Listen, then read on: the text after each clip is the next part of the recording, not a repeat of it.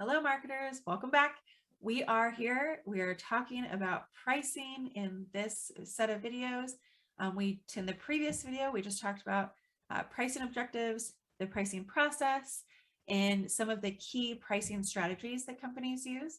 In this video, we are going to talk about how online pricing and the internet has changed the pricing landscape and how we can utilize technology to be more effective in our pricing. And we're also going to talk about some psychological, legal, and ethical aspects of pricing.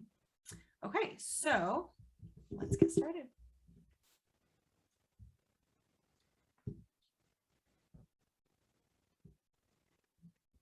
All right, and here we go. Where is my screen?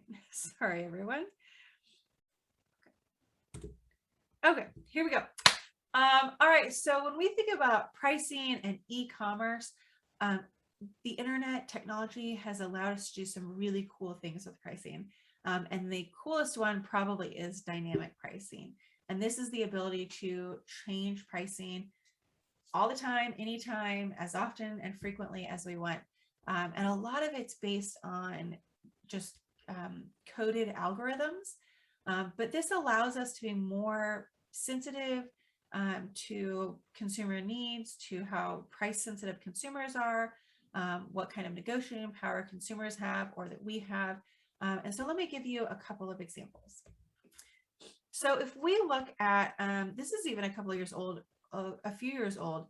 I haven't found any, been able to find fully updated information for this, but I think it's, if anything, all of this is even, how do I say this? It is even more, sales are even higher and price changes are going to be even more frequent, if anything. So if we look at Amazon, Amazon, of course, is a huge retailer in the US. In 2013, they had 44 billion in sales. I'm not sure what it was last year, but it has dramatically increased every year. But the coolest thing, or the most interesting thing here, is that on Amazon, prices change on average every 10 minutes. So we're seeing prices change really, truly all the time. Walmart also does this, both online and a little bit in store, but online, we see 50,000 price changes monthly at a minimum. We see Walmart is also growing and growing, despite being in the market for so long. Sears is not around as in a lot of places, but they still do exist. And so we found in the holiday season, someone did some research and they looked at their pricing just for the holiday season. They found they were repricing 25% of their products every single day. Okay. And then Best Buy, also a big player in e-commerce, and they also engage in dynamic pricing. Okay. And you can see that all of these examples show sales increases on their e-commerce platforms as well. Okay, so here's an actual example of price changing. So this is from the Wall Street Journal a few years ago, and it's just an interesting example of how prices change, and sometimes they change based on each other's changes. Okay, all right, so this is looking at 3 retailers on one singular day in August and looking at a specific GE microwave that all of them had. Okay, so Sears, no price changes. The entire day, they were the highest price at $899.99. Okay, Best Buy was kind of in the middle. Theirs is at $809, and they didn't change it all day, but then eventually they decided to, as Amazon increased their price here, they increased their prices. Okay, Amazon dropped their price over here to go down here. Okay, and then you can see that in response, it appears that our Best Buy price also, oh, yes, their Best Buy price came back down. Okay. And then after that, Amazon's price came back up and then came back up again. Okay. So Best Buy changed their price 2 times during that day, and Amazon changed the price 9 times for that singular product. So is this specific to just, is this reaction specifically to what other competitors are doing? Not necessarily. All right, this is going to be based on demand, could be based on even time of day. Maybe Amazon has looked at when people tend to purchase microwaves, right? And that's embedded into their algorithms, and they have all this data that they can look at. And they know that people tend to purchase microwaves between 5 and 7 p.m. every day. And that's the most common time. And so that's when they raise their prices. I'm sorry, that's Best Buy, right? But Amazon as well, right? Amazon, you see a few increases, and then some at certain points in the day it went down quite a bit. And so all of that's going to be based on existing demand, historical demand, data that they have about different customers. It may even be based on how many people have the product in their cart at any given moment. There are all kinds of different factors that can be embedded within those algorithms, so that these prices are all changing automatically based on different factors. Now let's consider what, not just that this is a potentially good thing for companies to be able to respond to different factors in the environment.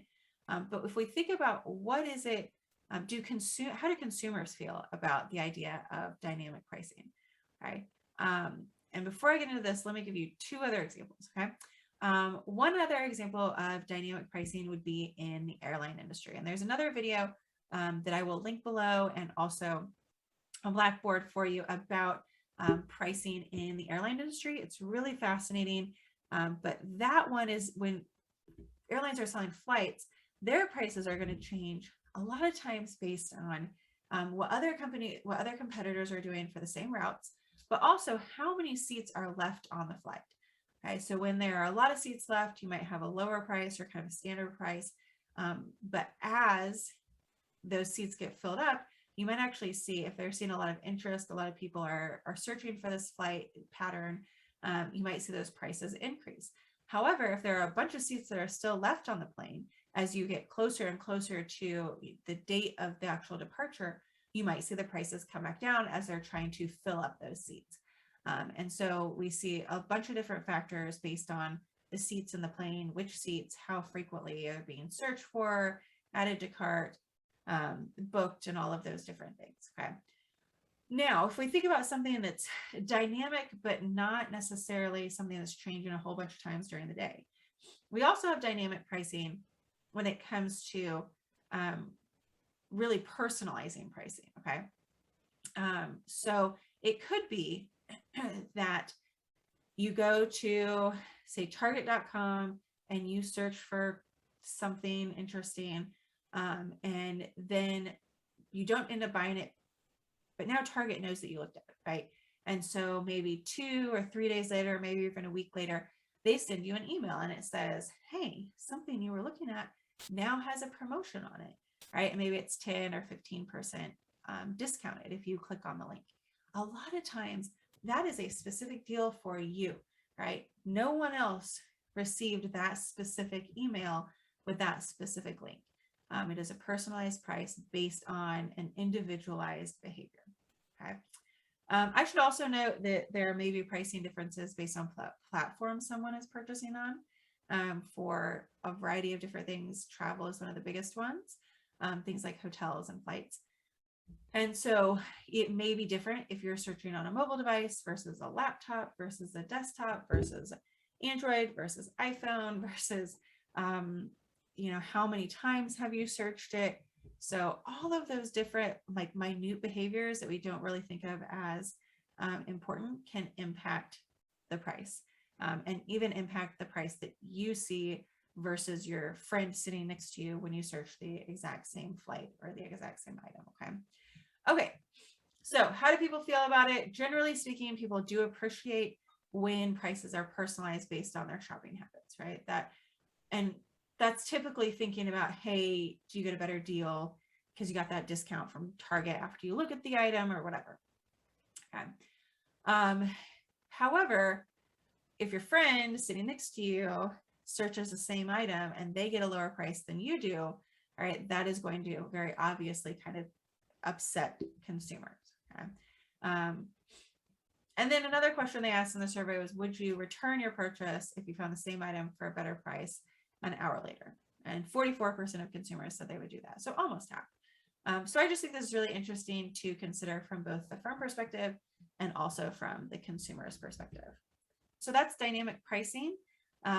Really pricing changing based on a variety of factors all throughout the day and time, most of the time based on different algorithms that companies have embedded.